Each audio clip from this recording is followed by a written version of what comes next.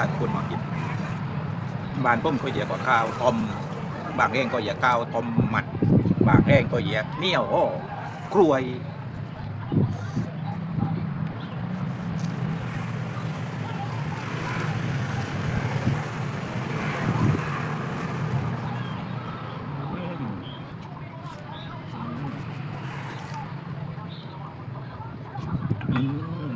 คือใจ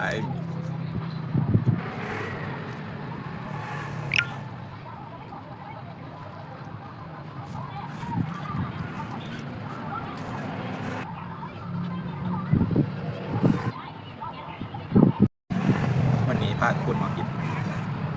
บ้านผมก็เหยียกว่าข้าวต้มบางแห่งก็เหยียกข้าวต้มหมัดบางแห่งก็เหยียกเหนียวกล้วย